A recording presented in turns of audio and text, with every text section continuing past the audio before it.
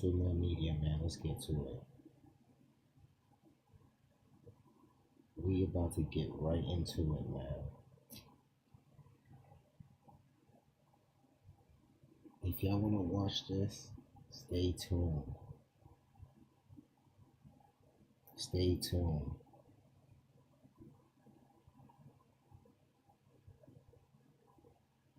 Stay tuned. This is what we gonna do.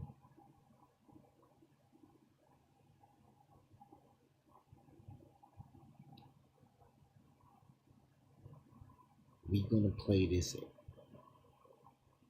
We gonna play when the feds pulled up on Epstein, right?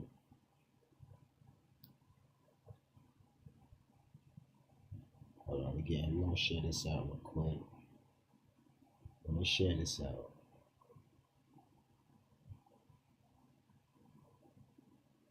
We're gonna do this the right way. Hold on.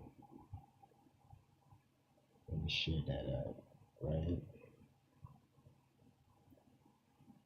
I want y'all to watch this real quick, cause this is the beginning of it. You feel me? We gonna get into the full Epstein files, and there's so much files. It's like it was like 60 pages of files on a drive. That's gonna take a long time to get through, but let me tell you something.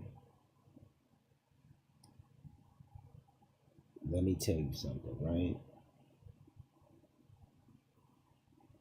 We gonna play when the feds pulled up and interviewed him outside. I seen a lot of things. I seen travel records, redacted files. I seen a lot, and I'm still going through it.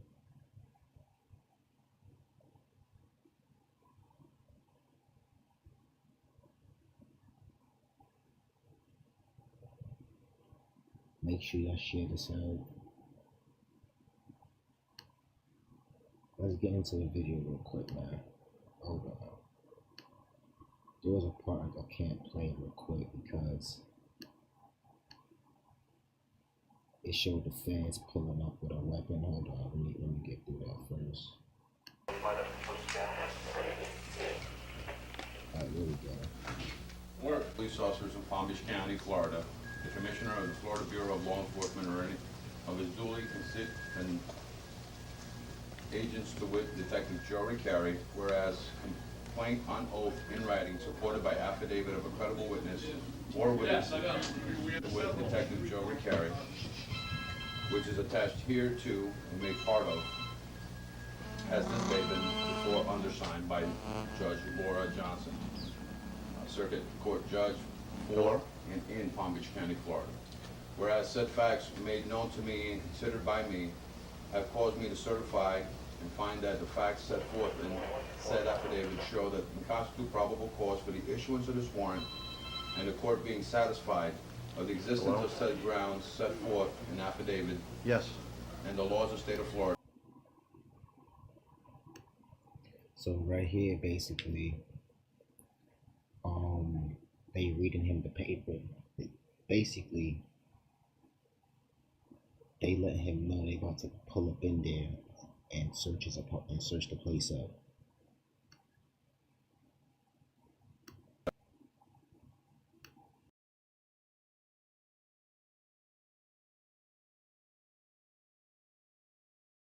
Have been violated in or on premises known as 358 Elborough Road in Palm Let me Beach, give you a Florida. number.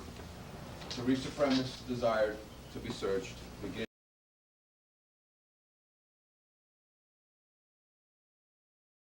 in the middle span of Yes. the Royal Park Bridge, the middle bridge, and travel east on Royal Palm Way approximately 0.6 of a mile until you reach South County Road.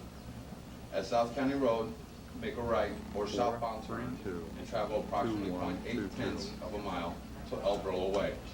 At Elborough Way, make a right or westbound turn and travel approximately 1/10 of a mile to the last house on the south side of Elborough, clearly marked number 358. The premises desired to be searched is a two-story single-family residence made of CBS construction. The residence is pink in color with white trim and has a white concrete tile roof. The residence has two separate driveway entrances from El Brillo paved in large white tile. The easternmost driveway is separated by a large white in color concrete wall with black in color numbers 358 clearly displayed from El Brillo and leads to the east side of the residence. On the east side of the residence, there are three single-car garage doors, which are white in color, and the entry door also white in color to the south. Each driveway entrance has a white in color call box, which is fixed to the east side of the driveways.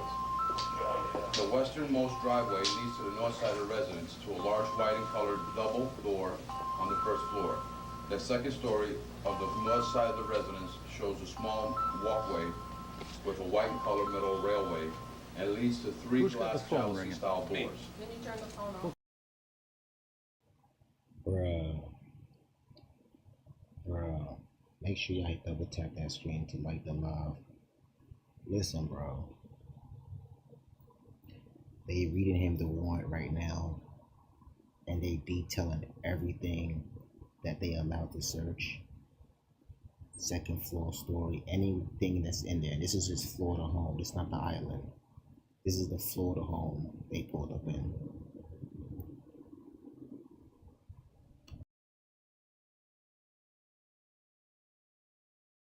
On the southeast corner of the residence is a single-story structure made of CBS construction and is white in color with a white concrete tile roof.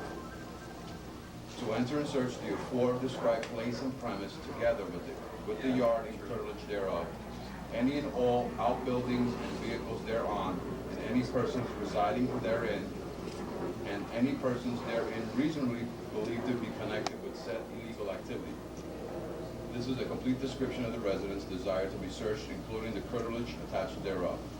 Being the premises occupied or under the control of Jeffrey Epstein, white male, date of birth 1/20/53, and there is now being kept in the above described premises certain computers, including electromagnetic, optical, electrochemical, or other high-speed data processing device performing logical, arithmetic, or...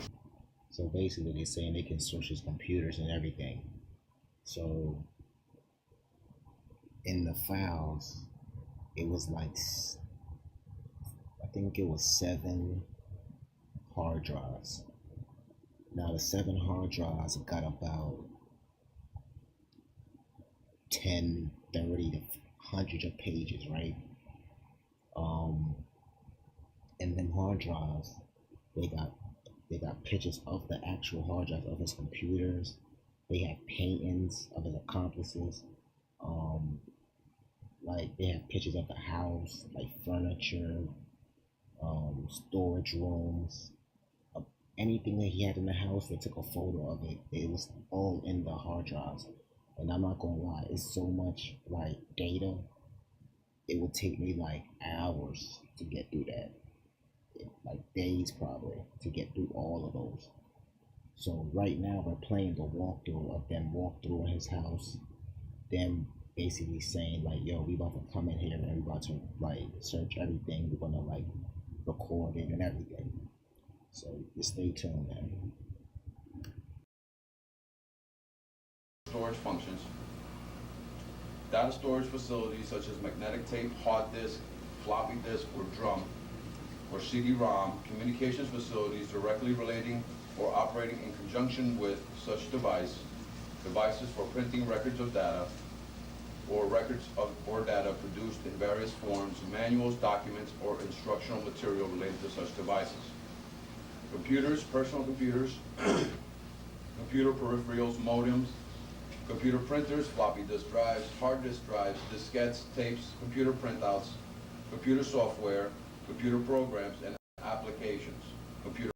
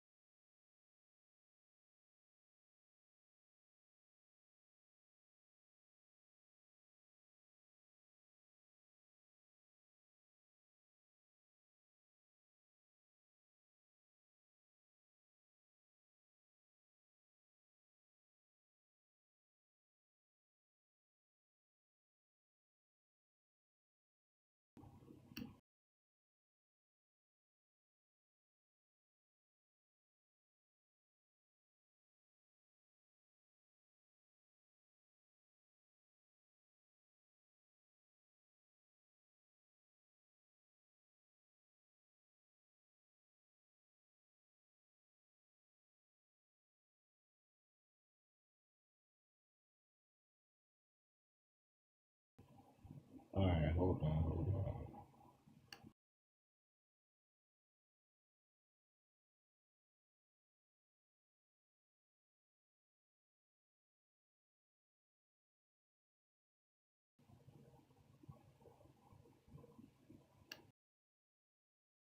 Manuals and system documentation. Cameras, photographs, negatives, motion pictures, videotapes, magazines, books, and other depictions of minors in sexual activity. Any device or equipment that can be used to transfer images to a computer-readable format. Any written documentation or item containing password or encryption codes. Any notes, ledger, personal phone books, Rolodex, books, and any form of of recording data of records in payments, telephone numbers, and names of girls that have frequented the house. Any sexual devices to include, to which was used on witnesses/victims. And any hair, fiber, semen, and any other bodily fluid, which is being kept and used in violation of the laws of the state of Florida, to wit, the laws prohibiting sexual activities with certain minors, a second-degree felony, lewd lascivious molestation, the second-degree felony. Now, therefore, you or either of you are hereby commanded with proper necessary assistance in the name of the state of Florida in the daytime or in the nighttime or on Sunday to forthwith search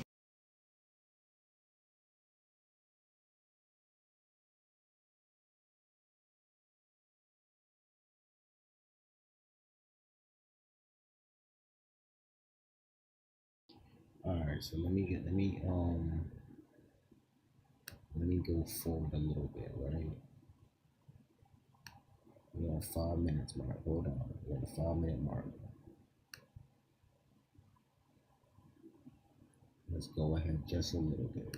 You are further commanded in the event that you seize any of the seven. Hold on. Let's go to 7 minutes. Okay?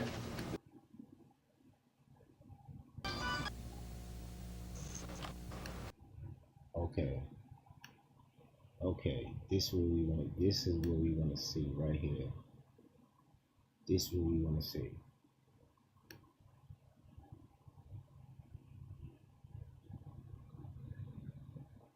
This is what we want to see right here. Hold on.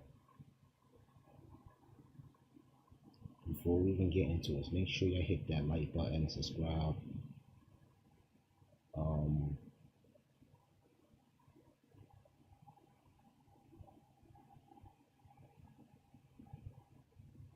Hold on, we about to play this footage real quick.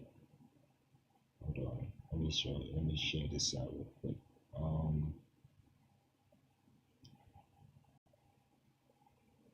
Now they about to walk through his house, right? And we about to see some things.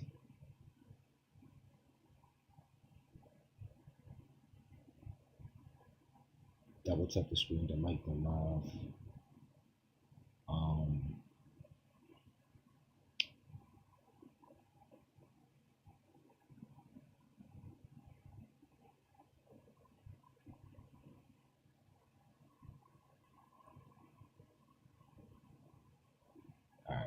All right, I think we ready now. We ready.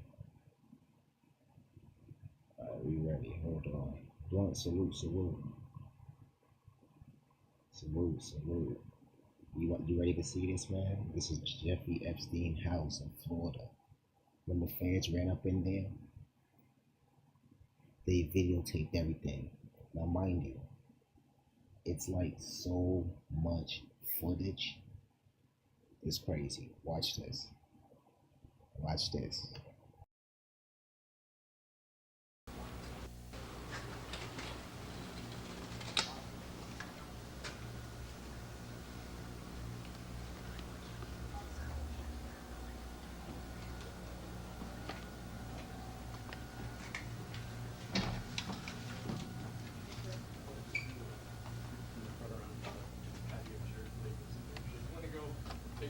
You can go. Would you like to go back there?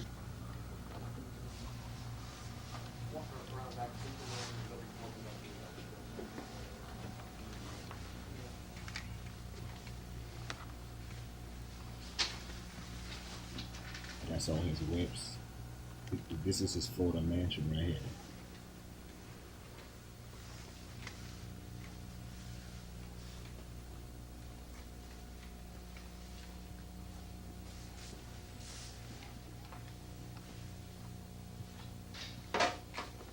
This is sick, yeah. This is crazy.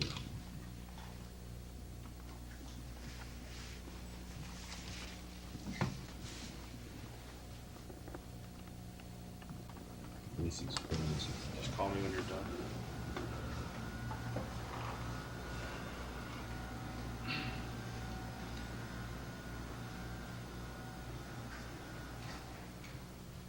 Yeah, he's still going through his crib.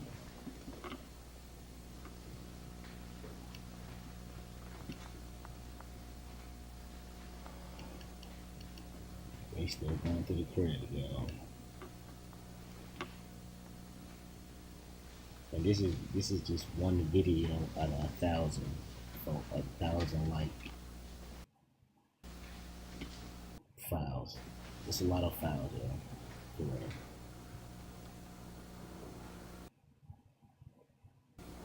Yeah, that's his crib, y'all.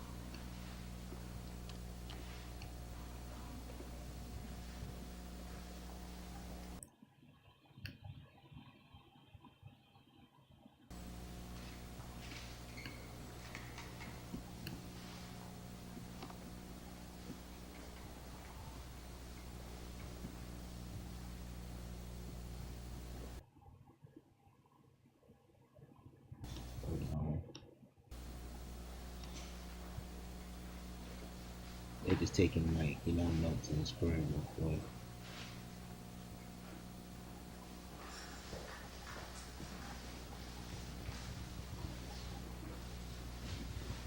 Yeah, this is crazy.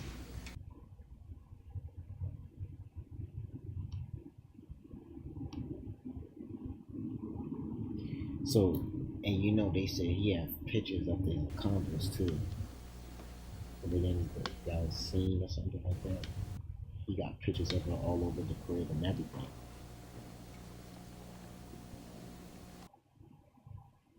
Look at this, bro.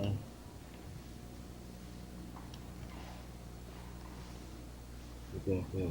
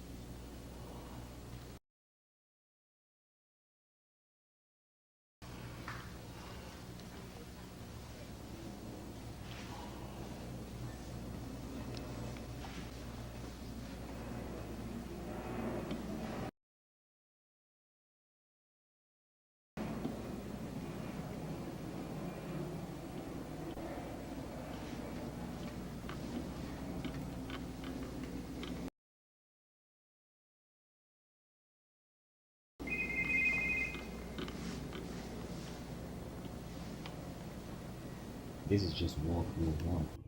This is just the first video out of 1 million. This ain't nothing compared to the other like videos I seen. Like it gets even crazier. It gets even crazier.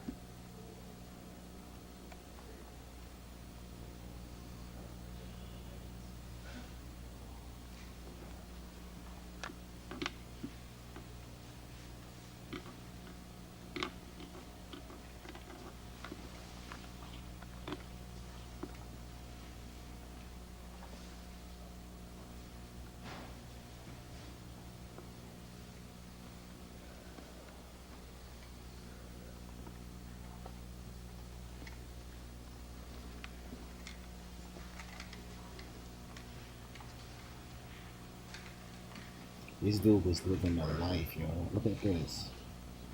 While he was doing all this craziness, look at this. That man was living the life.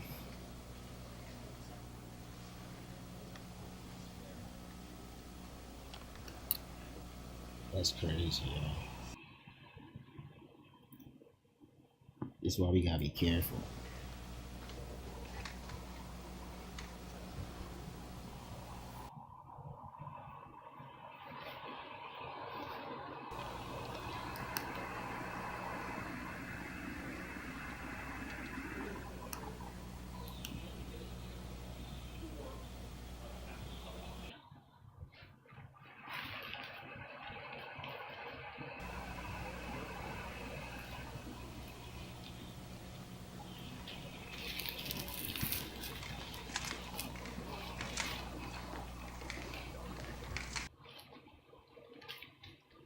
Damn.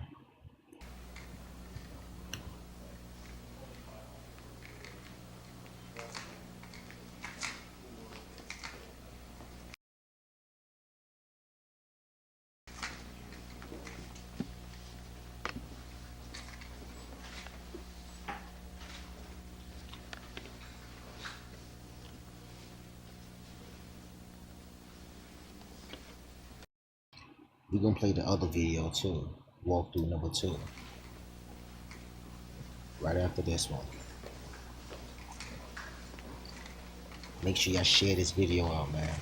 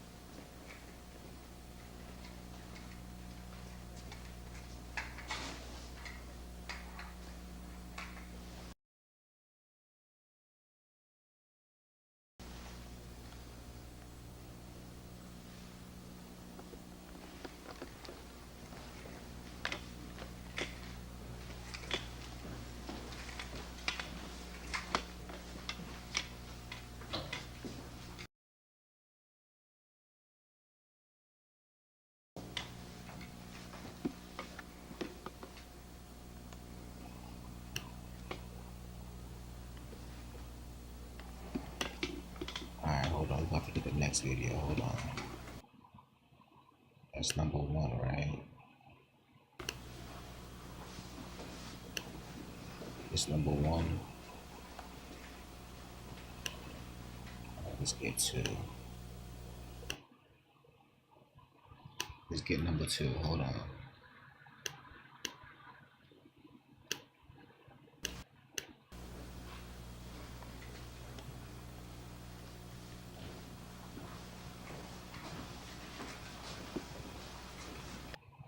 I'll wait till it's almost done. We're gonna play number 2 right now, actually. Wait.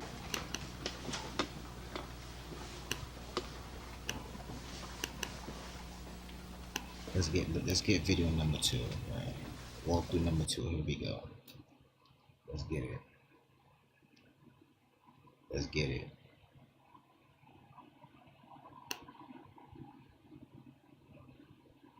Alright, man. Y'all ready for the second video?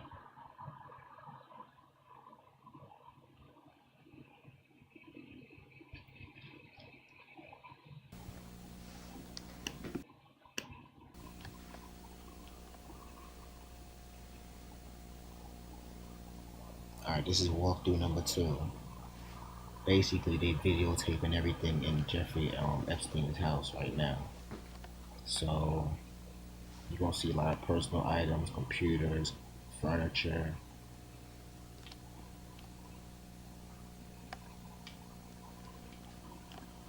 They basically taking everything, full taking everything.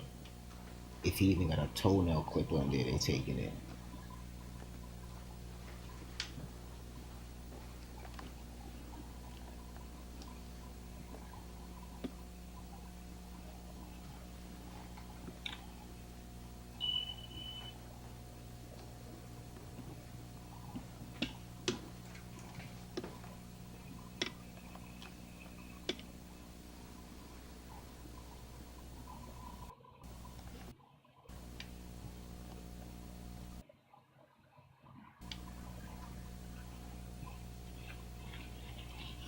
What's that? What's that? Let's see if you can zoom in. You can't zoom in a little bit. Okay.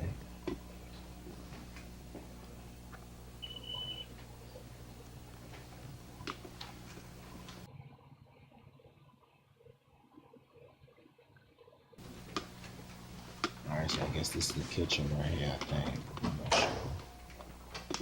What's that? Elevator? This dude got an elevator. Yo, this dude got an elevator in there.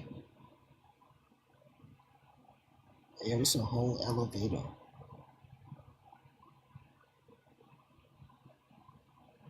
This a whole elevator. Like, this is crazy, yo. This is crazy. My man's got a whole elevator in here.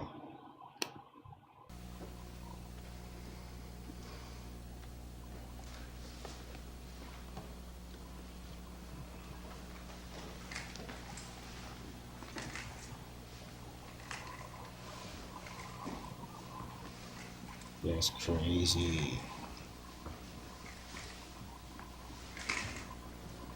And you know, his house look a little bougie too. Look at his house.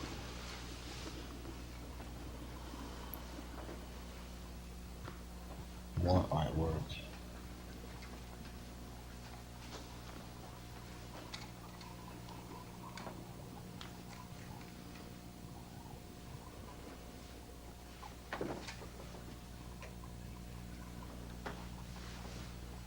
More artwork.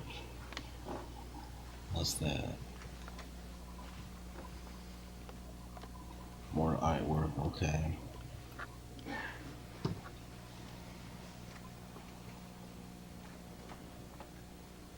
Okay, okay.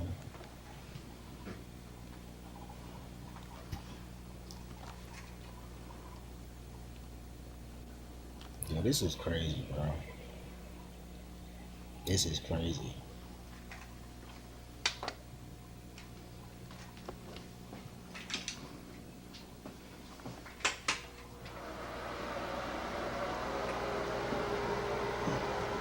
Oh, that's the bathroom, okay. Master bedroom.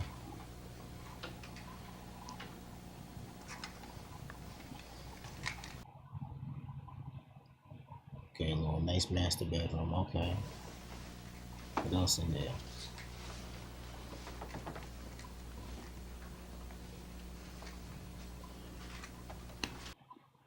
Oh, that's the old cable box, bro.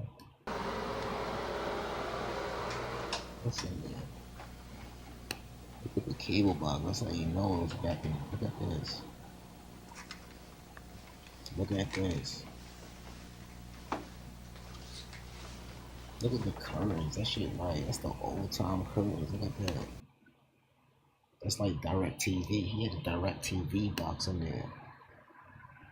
That looked like direct TV right there. That's crazy. Oh, let's keep it going. Let's keep it going.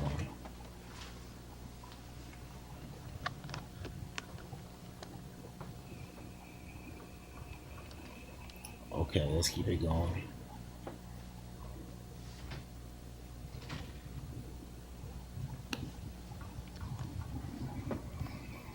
Oh, we here, we here.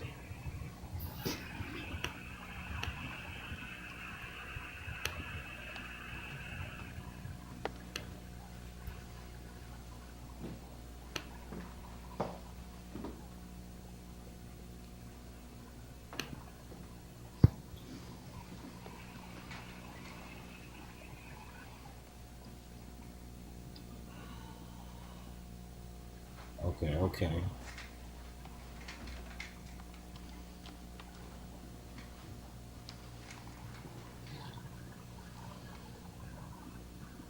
okay.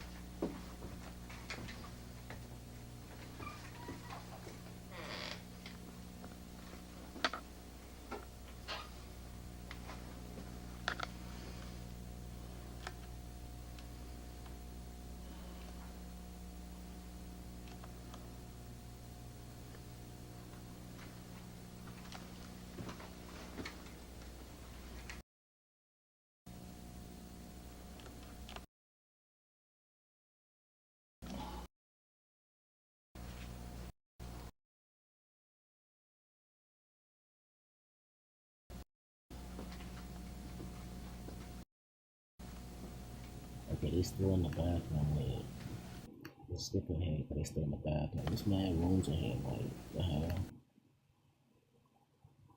Like, that'll make me frustrated. All these damn rooms in here. Look at all these rooms in here.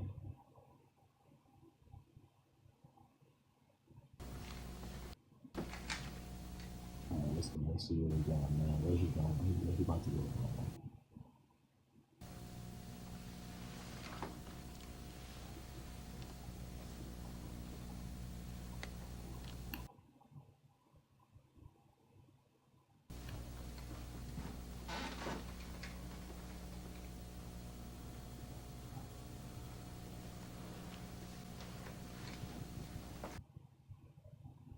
Alright, they still going for the dorms. Hold on.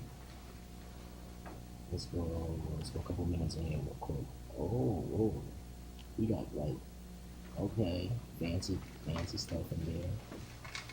Okay,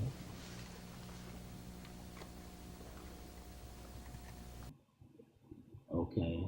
Hold on, let's see what we doing. So 10 minutes in it. Okay. What the hell? What's this? What's this? Oh, another bathroom. Damn, bro. Like mad bathrooms.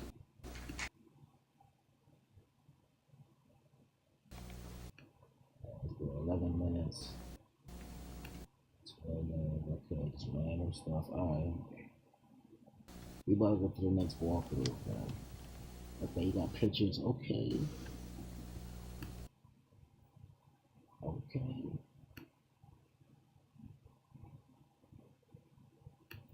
Let's see if we can bring this into one. Hold on.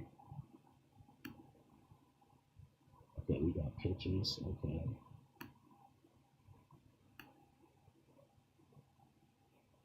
Hold on. Let me fit it to the screen. Hold on.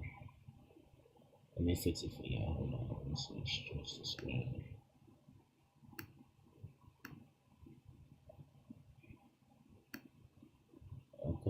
to see something. Hold on.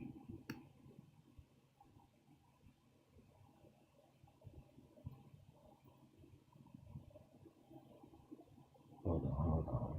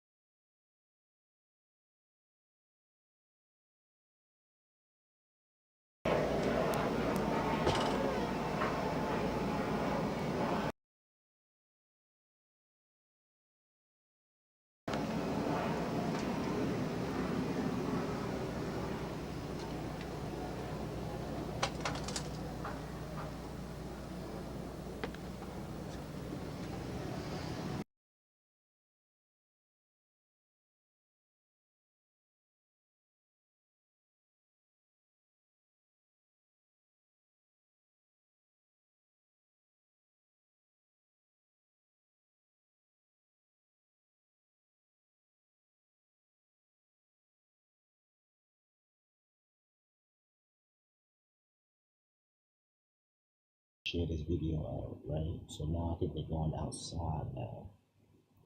Um,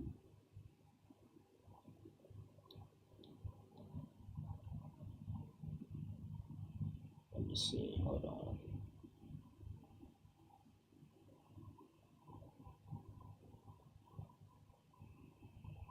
Hold on real quick.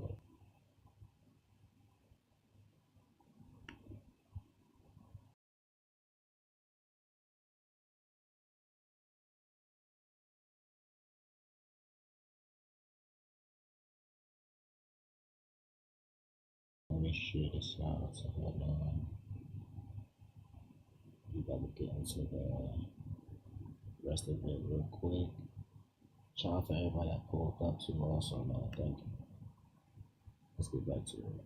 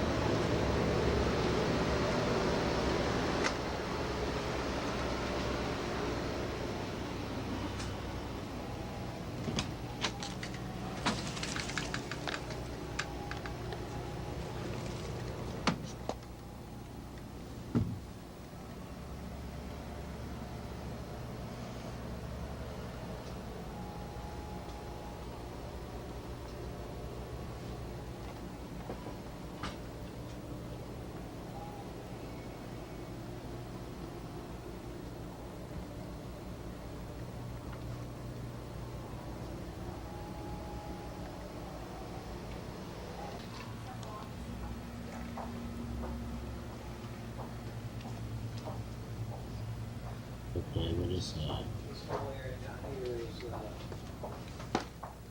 guest quarters, service quarters. The house. I can drive you some. Hold on, let's see something. No, it's not that way. So this is the day, Between August.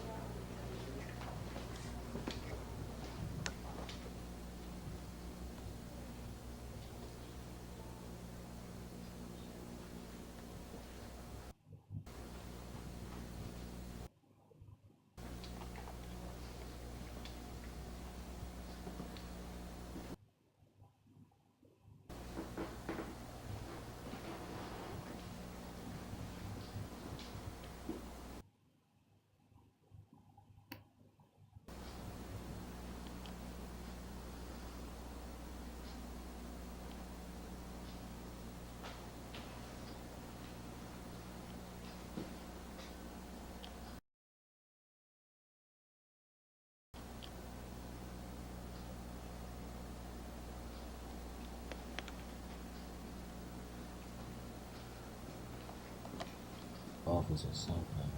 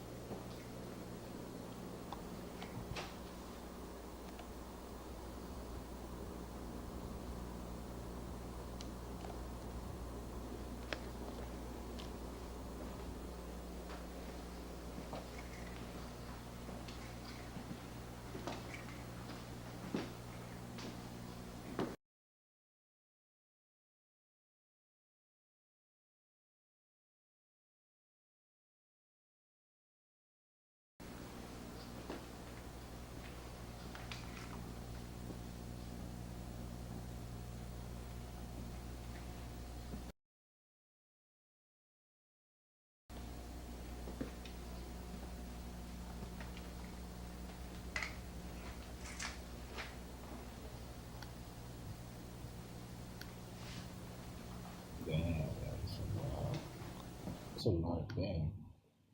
The hell is that?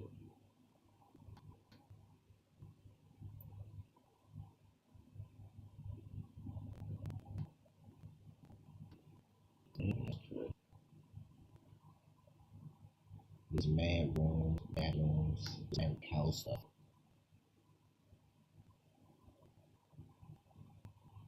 Wow.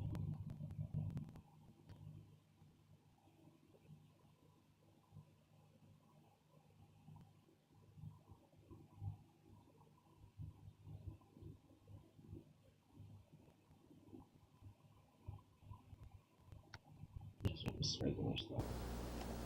Regular stuff.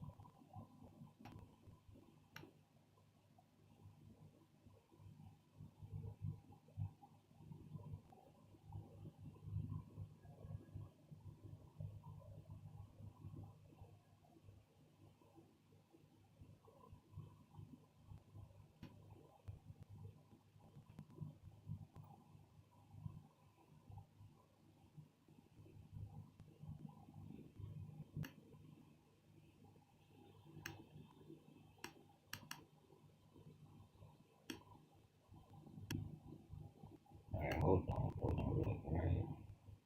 There's some things out. There's a whole like it's amazing. Stuff.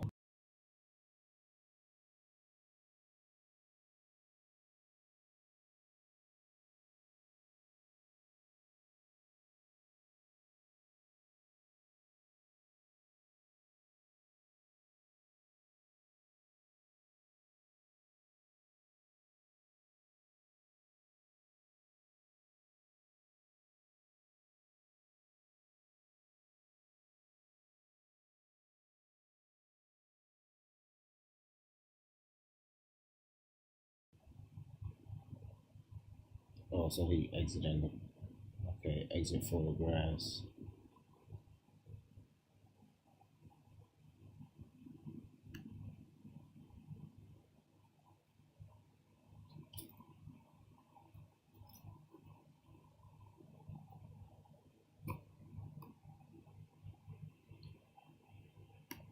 Yeah, a bunch of sneakers. Okay, what's going on there?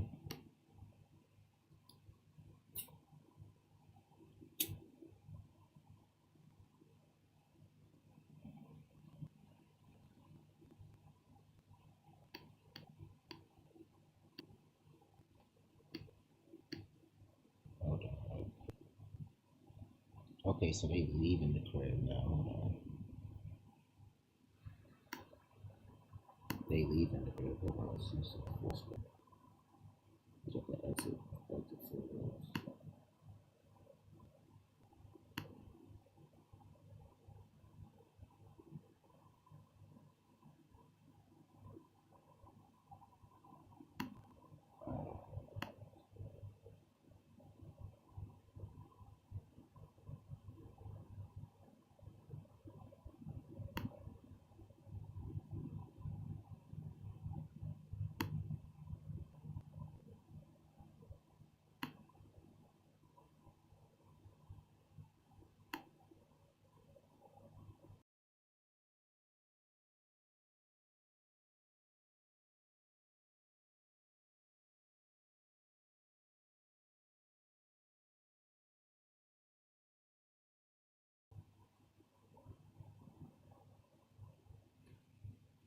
Let's do this next, right? Let's play the phone calls now. Let me see what's redacted. Hold on. The phone calls are still redacted.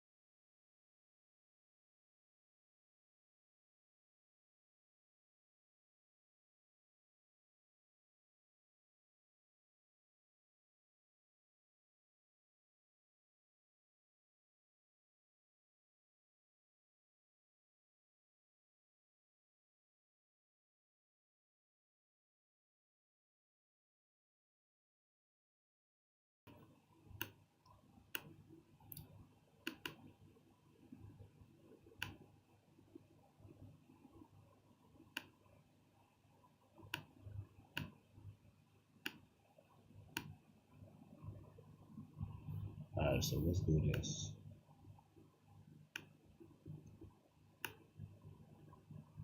So you want to see, like I said, I want to see it, so I'm going to see what I'm looking at. I'm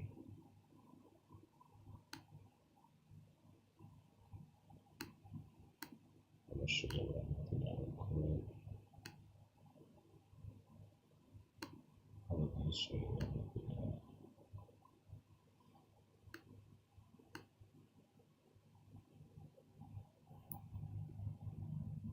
Okay, so let me see this one real quick.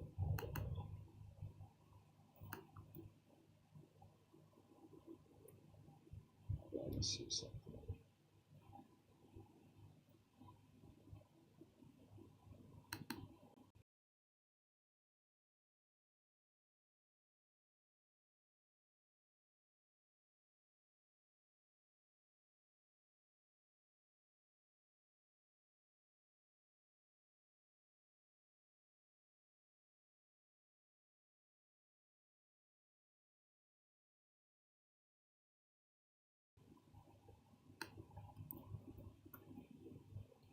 Let me zoom in real quick.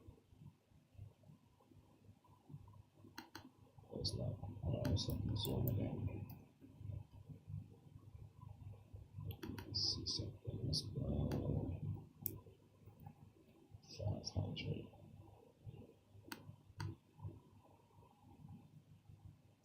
Alright, so let me show you what I'm looking at.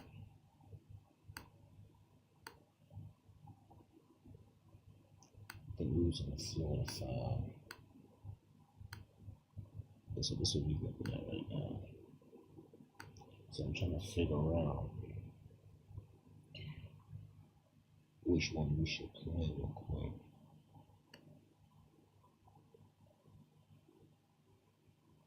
Let's see the interview. Hold on, let's play this.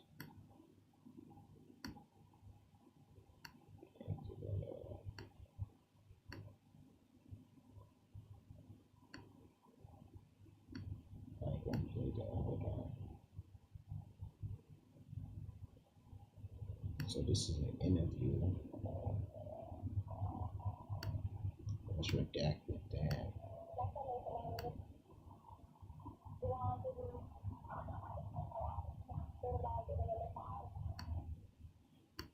We're not gonna play with the audio is bad. Hold on.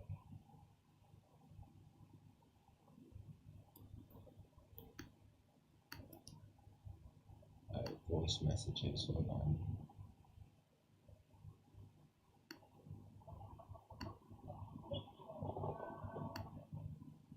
That's not bad too. Hold on.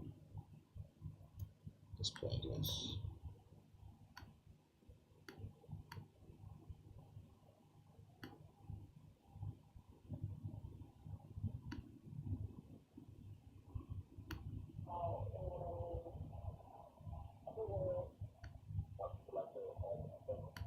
A lot of the audio redacted, so you can't even hear it for real. Alright, so this is what we're gonna do. We're gonna play the interview. Interview one.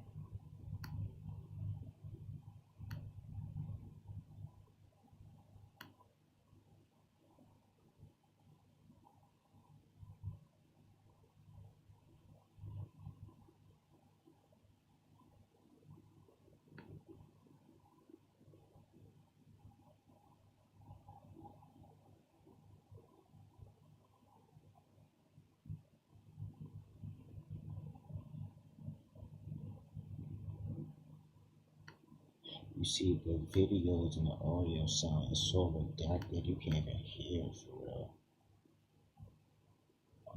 Let's see something. Let's go to customs and let's go records. Hold on.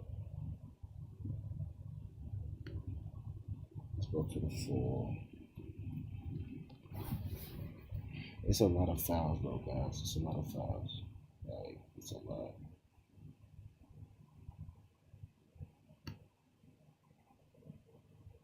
It's a lot of files, y'all.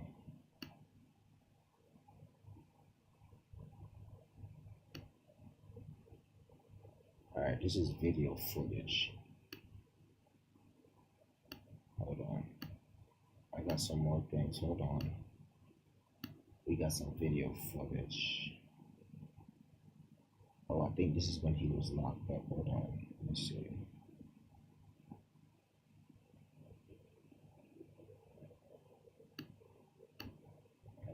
That's redacted. A lot of this stuff redacted. Day 1, part 7. What is this?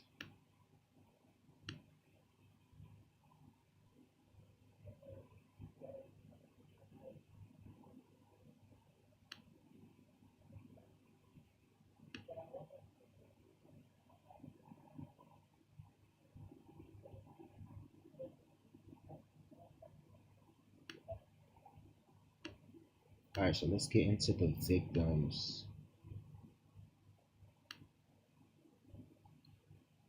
Alright, so we're gonna play the victims interviews real quick, right? So watch this now. Let's do this up on the screen for y'all. Yeah, just listen, man. So all you gotta do is listen.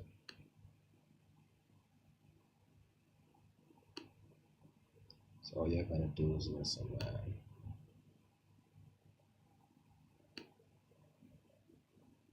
Here we go. General, DOJ, and the time is currently 9:16. Maxwell and counsel are arriving to the U.S. Attorney's Office, and we will commence the proffer shortly. Okay, so that's the first one, right?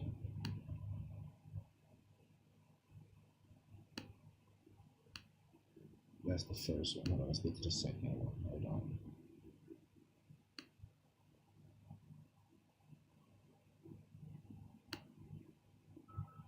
Alright, so let's get to part 2.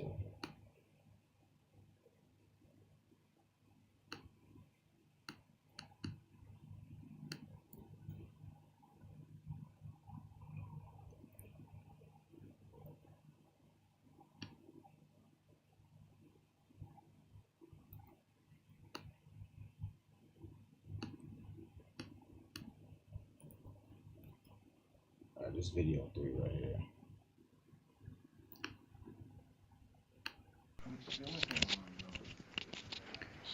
Today's date is Thursday, July 24th. This will be the recording of a proffer agreement of Ghislaine Maxwell.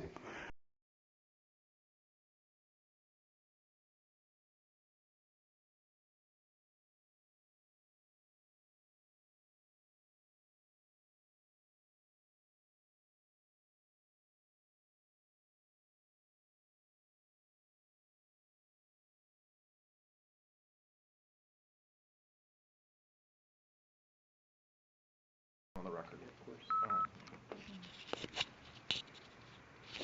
Good morning. My name is Assistant Special Agent in Charge Spencer Horn of FBI New York. Today we're doing a proffer of Ms. Maxwell. The date is July 24th and the time is 10:12 a.m. This is This Max, interview is Maxwell being recorded. And my name is Todd Blanche. I'm the Deputy Attorney General. And before we start formally asking questions of Ms. Maxwell, I'm going to put on the record everybody that's in this room in addition to me. Starting with you, Diego. Diego Pastana, Associate Deputy Attorney General. And then you heard from Special Agent in Charge Horn. Mark Beard from the United States Marshal Service is here as well. And then David? Yes, this is David Oscar Marcus, and I'm counsel for Ghislaine Maxwell. My name is Thea Safian, and I'm counsel for Ghislaine Maxwell. My name is Melissa Madrigal, and I'm counsel for Ghislaine Maxwell. Go ahead. And I'm Ghislaine Maxwell. Good morning, Ms. Maxwell. How are you? Good morning, Mr. Blanche. Good. Okay, so what we're listening to right now is Maxwell Crawford. This is an audio recording of the victim and other information about. Okay, so this is just a little interview, right?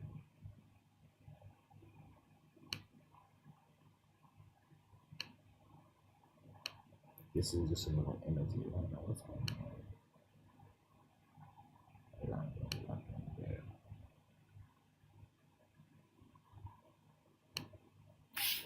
Hold on, guys, hold on.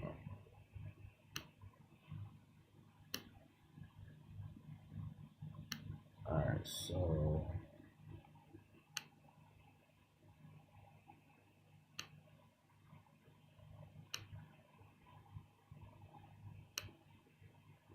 hold on, let me exit this one.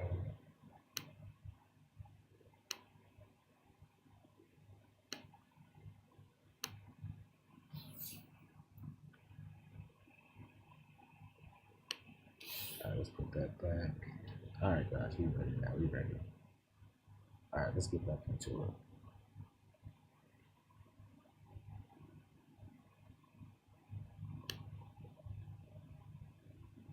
Let's get back into it. So this is Ghislaine Maxwell. And she's gonna speak. This is just a limited ability to speak about her knowledge, particularly concerning Jeffrey Epstein.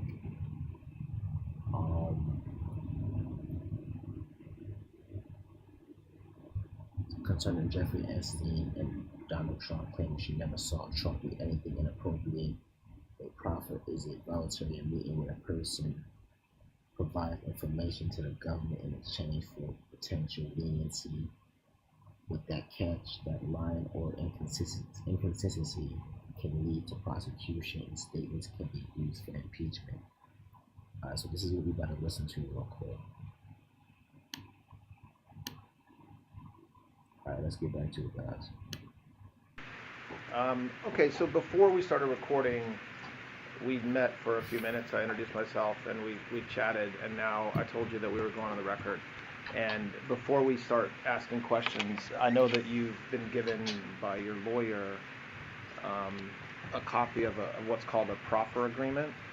And I just want to spend 2 minutes making sure that you understand what governs our conversation today.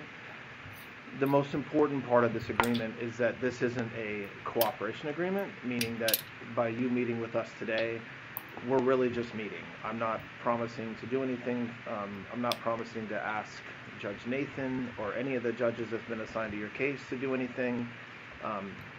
We're just talking, and so that's the most important part of this agreement.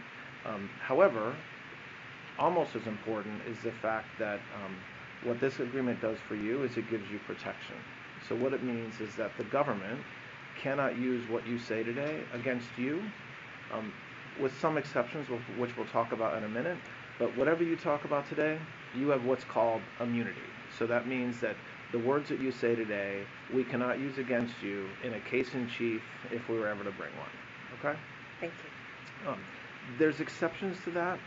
The most meaningful one of which is that if you say something today that's not true, that's a lie, we can bring a prosecution against you for what's called false statements. So I'm a federal officer. I have several officers here. The FBI is here, and if you lie to someone that's like me or like Special Agent Horn, it's a crime. So you have to be truthful. The other exception to this that doesn't necessarily apply directly to you, but if there ever was a retrial in your case, or if there ever was a criminal case, a future criminal case against you, and your lawyer or you said something different or took a position that's different than what you say today, we can then cross-examine you or a witness based upon what you say today. So it's a little bit nuanced, meaning I can't use what you say against you in our case in chief. However, if you were to testify, or if your lawyer called a witness to testify, and they said something that is totally different than what you say today, we could then cross-examine you or the witness and say, hey, do you remember when we met with Miss Maxwell back in July of 2025? She told us, and then say what she said. Okay? I understand. Okay. Other than that, I know you didn't have a lot of time this morning to meet with Mr. Marcus, but did you have a chance to go over this briefly with him? I did. Okay. All right. So I've already signed it, as has Special Agent Horn, Okay. and Mr. Marcus signed it as well. So you got a pen? Please sign it right where it says Okay. clients. Yep. And I will provide a copy of this to your lawyer so you Thank guys you. have it. Okay. Thank you. So, Ms. Maxwell, about a week and a half ago or 2 weeks ago, You see the light blinking on there? On the Sony. yeah, okay, we're just trying it works, and it does. Ms. Maxwell, I guess about a week and a half or 2 weeks ago, Mr. Marcus reached out to me and said that you wanted to speak with somebody from the government about not only your case, but about everything that's been in the media and that's been publicized about Mr. Epstein in your case. That is true, and I did speak to him, and I did ask him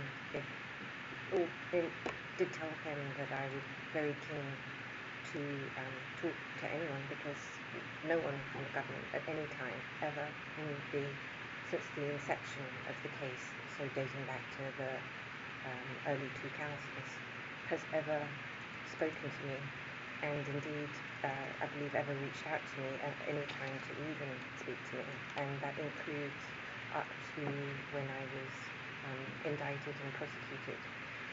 I believe that, or I understand I should say rather, that my attorneys at the time did tell the government that I wanted to speak to them because I was very keen to meet with anyone so that I could tell or have them ask me any question. I've never had any problem to speak to anybody, and I offered myself, and I kept asking if they would meet with me so that I could talk to them, and for whatever reason that was not happening. Okay. I have questions that I want to ask you, but I'm not, if there's a path a question that I'm not asking that you think should be asked, I invite you to volunteer. Same thing goes to your lawyers. Just to start a little bit, very briefly, can you talk about when you first met Mr. Epstein? I know that goes back a while, and just very generally talk about your relationship with Mr. Epstein from the time you met him all the way up until his death. I met Mr. Epstein in 1991.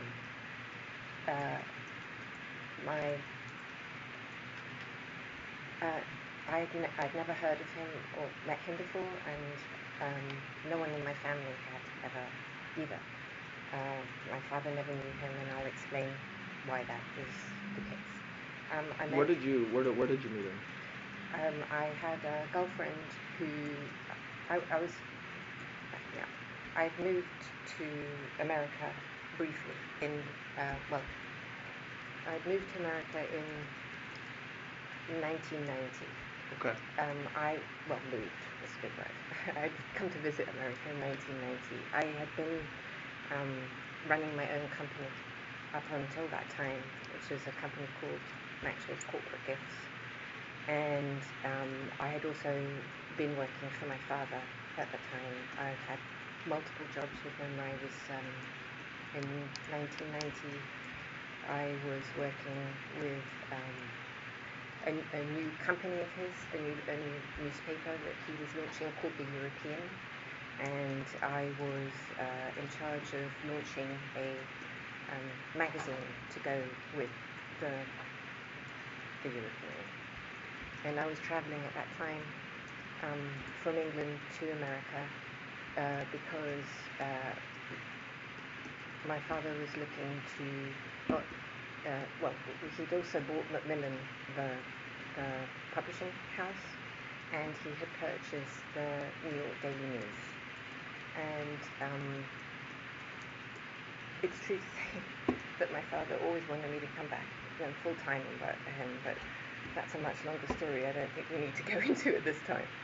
So, but I was always working with him. There was no escaping, as it were, to work for him. So in 1990, I had come over to New York to help look at some of that. He was having some advertising issues with the New York Daily News, and in fact, I may have met Donald Trump at that time because my father was friendly with him and liked him very much. And I think it should be said that he also very much liked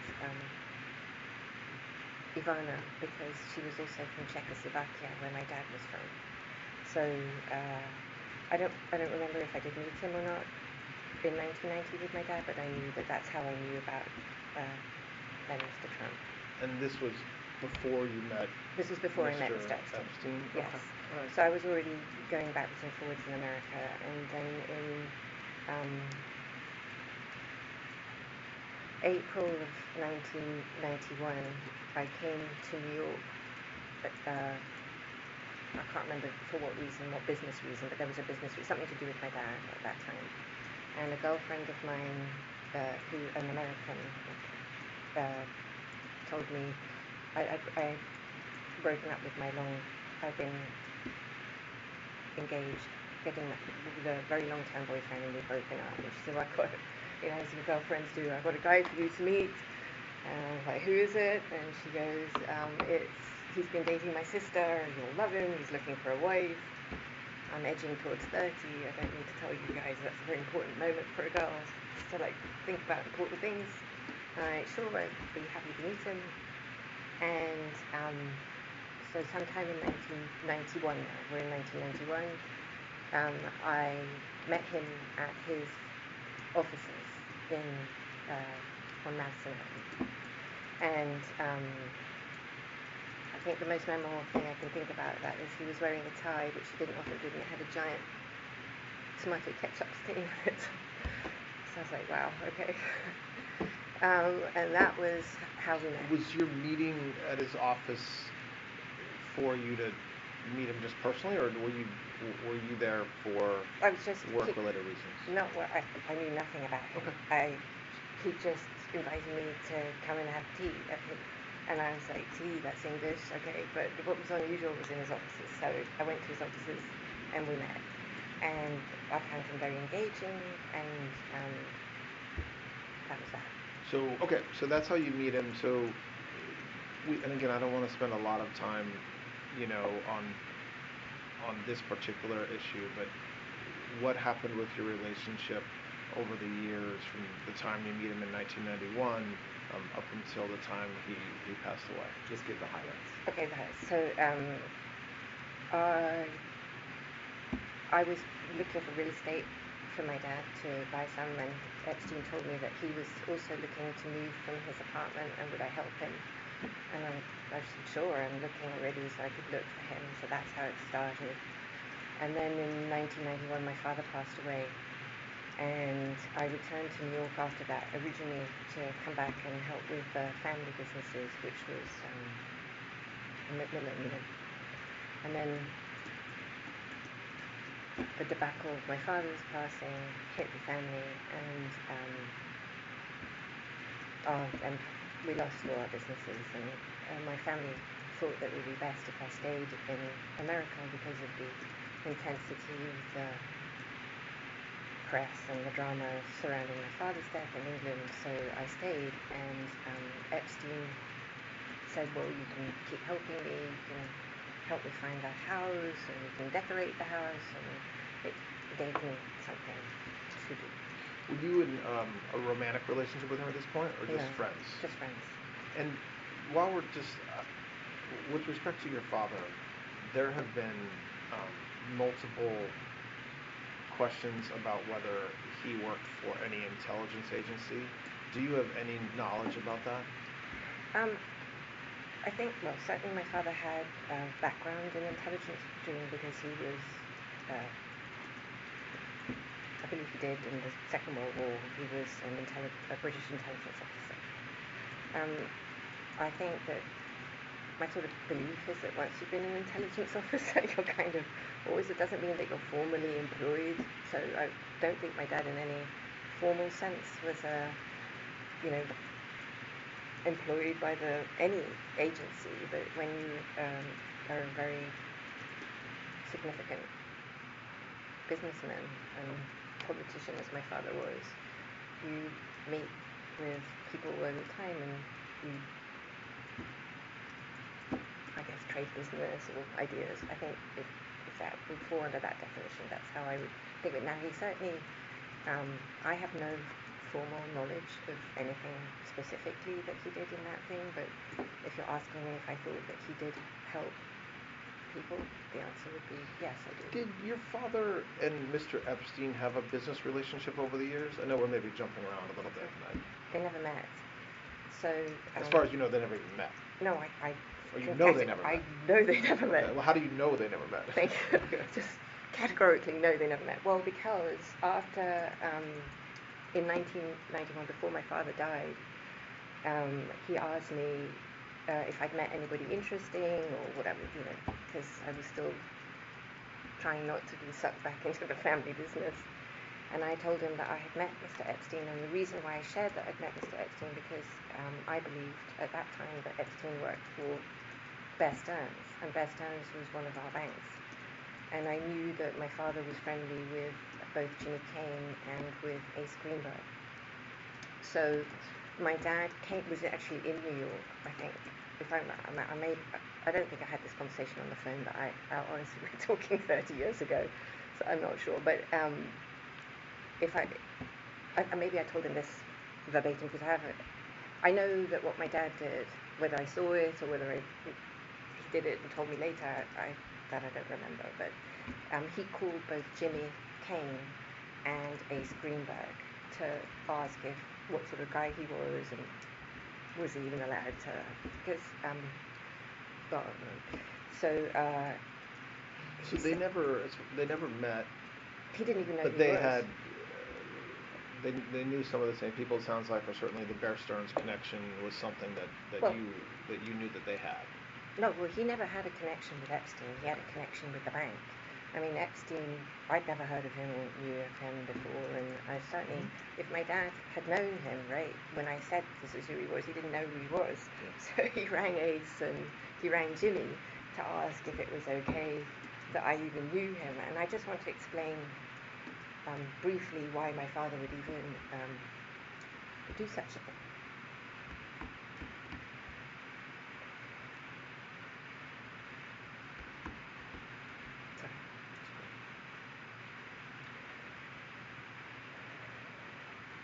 I've had some interesting things that have happened in my life, and one of them was to be found on an IRA kidnap and murder list.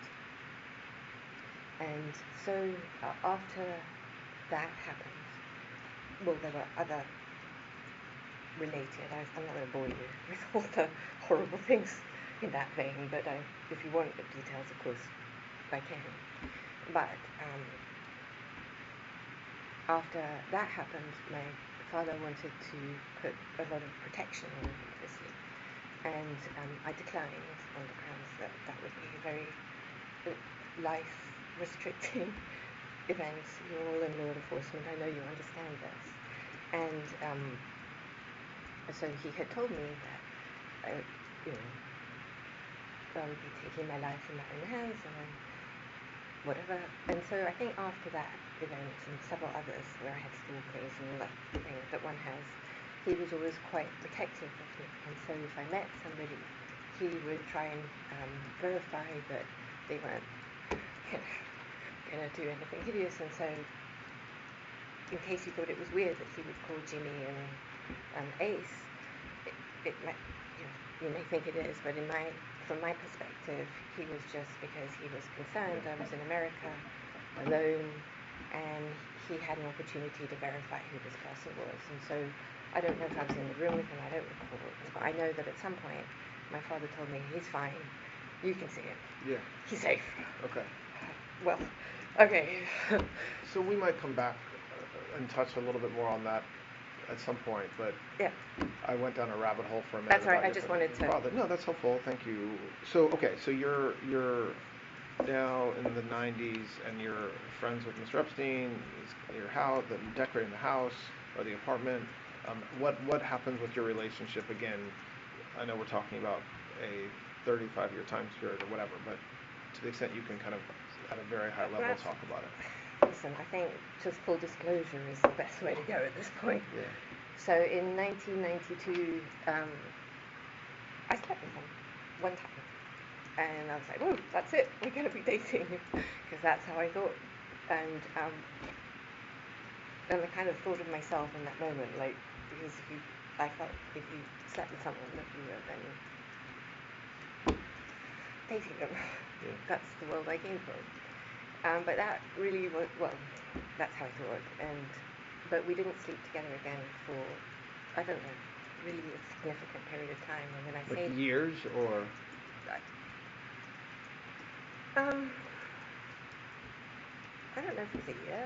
I don't feel that feels long, but maybe 9 months. I mean, a long time. Okay. I just want to go back. So I had found a house for him to rent in New York because he had asked me. I'd been looking on it for my father, and I found one, which was a former Iranian embassy. I don't know Iranians. Someone in town. I know that you had any money. I was saying, I had no money. I said to my son, I found this house, but I don't think I do it. And how somebody was looking at it, because some sector scene, and I could back it up to me because I had to go back. So he had a house, and I had moved into a 10-foot office because all of us either north or solar or whatever. So he came as my life because I kept things felt very sort of like if that makes sense. Anyway, so I had no key to the house, I had no free access to his house. I mean, the entire time we were actually until the beginning of 1996, I never spent a single night in the house. But you said a minute ago that that you had slept on occasion, and at the time you remember thinking, it's a relationship, and it really were not a relationship. Well, I thought, did that change over between 192 or whatever and years forward? So I did travel with him. Okay. So I'd go to Maldives and he didn't have a house actually. No, that's not true. Yeah, that's not true. He had a house in Ohio. Okay. And he had the house in Ohio because of his business relationship with Mr. Wexler. And I had to go and decorate and put the house together. And when we traveled together, we sing the same, but not in, but I didn't.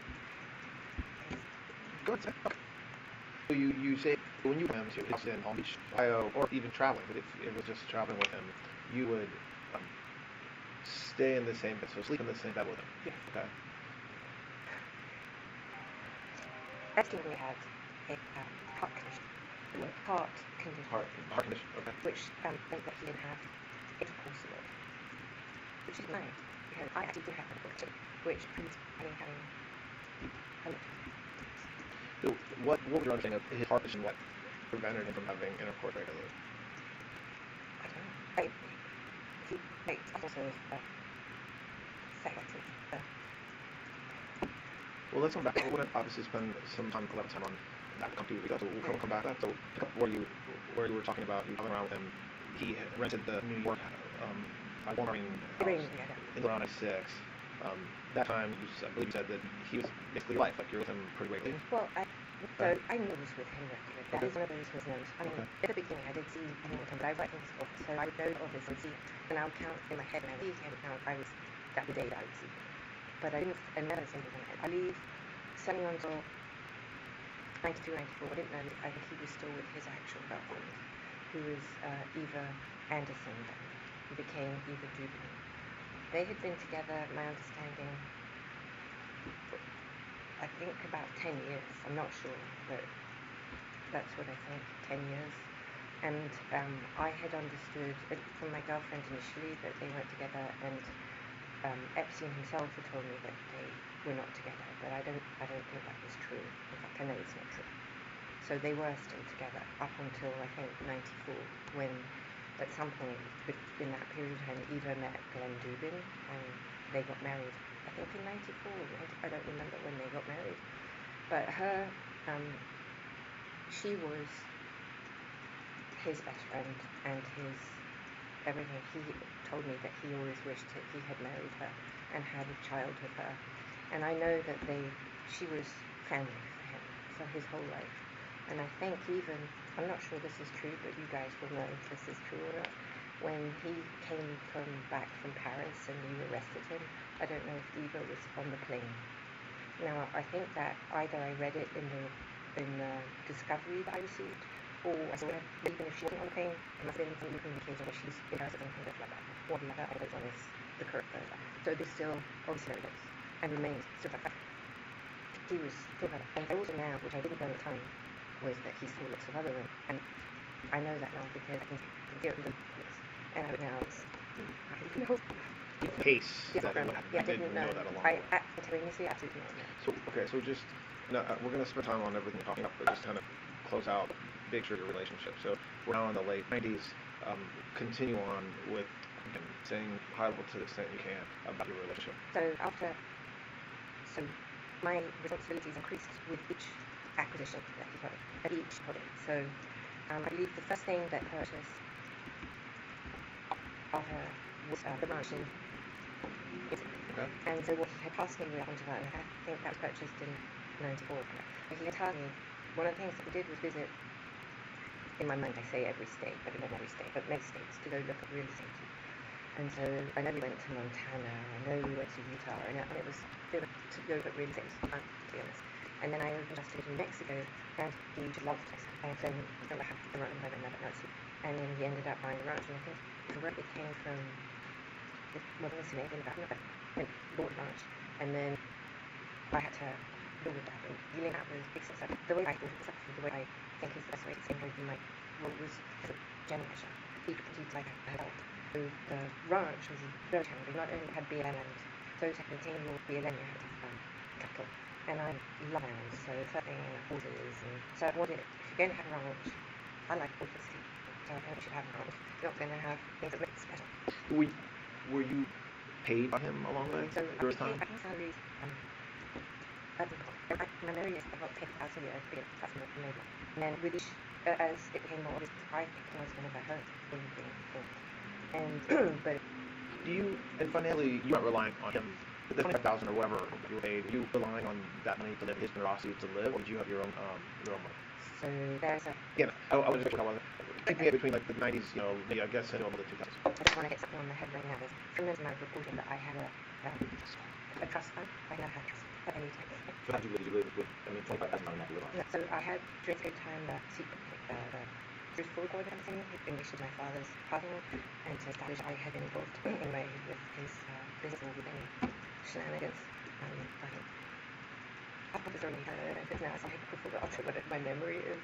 So I received a letter from them that said I could care about my business, and my name maybe helpful was like never a cousin. I had nothing with them, so I've never holding any of his whatever. So I was really. So, but obviously your father and your family had a lot of businesses. Is it because the money whatever money, whatever equity was in the business, just stayed with your other family members? No, there was no money. So my father was never attached to me. He was born a peasant, a real one, dirt floor, no shoes, no clothes, some of it, but not, sorry, I don't to say. And he never, I mean, there were things that he extravagances. He loved his boat, he was cooking, so obviously he had money for that, but there was nothing else. And there was a synchrony of anything else, at any time, ever. Okay, so when you're talking about your life with Mr. Epstein in the 90s, you're very different financially. You're very different financially positioned than he is. I mean, he's giving you money, he's paying for when you fly, he's paying for your flights. Yeah. Okay. Okay, so you interrupted you when you're saying how you were functioning as our manager, you helped in the New Mexico Ranch. So did your role with him continue like that for many years or for long? So I continued in 2000, by 1999, the relationship had found Why? I don't know, two reasons. We left sleeping all the time, so we stopped having sexual relations in 1999. Not for sex, sorry. I mean, we didn't all share bedrooms and whatever. He had another office. I definitively knew that it was over after 9/11 because we were both in New York. And don't know if we were in New York. I mean, we kind of and it was a ceremony for you in New York. We didn't know. I didn't know. Nobody knew what was going on. And he was the 71st Street and was in 60th Street house. And he wouldn't at all. Asked me, his mum, who went to law school, was in Brazil at Excel, just asked me to talk to her. And then I knew they were at the parents, you're not going to be there, someone you know, you're never going to be there. So for me, that was the line in the sand. And he had another English girlfriend, actually, from 2000. Are you, though, still on his, are you still being paid by him at this point? Yes. Okay, so go ahead. So what, at that point, when you say you realize kind of... Well, I mean, I'm talking about I had wanted to create children, and Epstein had encouraged me to believe that would, I don't know about them, certainly by the late 90s, I knew the marriage part was never going to happen. I had believed that maybe in 96, 97, 98 maybe, but then I realized it wasn't that. But I did think that we might have a child, which is what I had really wanted.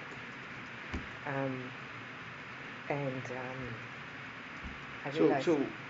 So what happens between 2001 and then 2019, your relationship with him? So, give it to 2001. So we started having physical habits. I mean, having events, I think sex science, and with benefits, if you will, just not sex. Sorry. So, and I started dating. Okay. And I met someone very much in 2002. Him was heading a sound reggae because we had a relationship that everything went on until 2010. Okay. Did you have interest? No, well, indirect, I would say. I was where I met her, but it wasn't. I was my president. President was my friend, not friend. And everyone had friends. And I was at Crystal Dinner. So we did rosary, so it was a plane. I've been known as last Was Epstein on the plane with that group? On that trip, yes. Oh, well, yes. But that, yes. So when you say the dinner was with where? Okay. And so you had flown over with, so who was on the plane? I mean, everybody. You said Mr. President? Yes. You were on the plane? Yes. Who else? That you were on? Not, yeah, you don't know. Was President Clinton on the plane? We have his great up mess. Jason could back So why? So how did you meet? So why is it that's when you met him and met through Clinton? Well, I don't think I would have been. It was President dinner, and it came with President to this. That's why I got. Okay, so so in the time that you're dating, that you're with him, 2009, you still working for Mr. Epstein that time? So I do think I've tried very hard. It's still very hard to keep it working for me because this is a complex story. I'm not talking about anything comfortable. Just the sheer size of it, working in a construction project, housing, so it's a basic economic job. And I ran all these development of network properties that and construction. I'm working tens of millions of dollars. I can't remember what much it was for construction on any given year. It's gone, but it's a very significant project. And so that was what I did, and I managed budgets. Well, I didn't manage budgets, I oversaw the budget. So I make sure that if you said you bought an air conditioning plant, I saw air conditioning plant, I did all the Island manager, did you receive the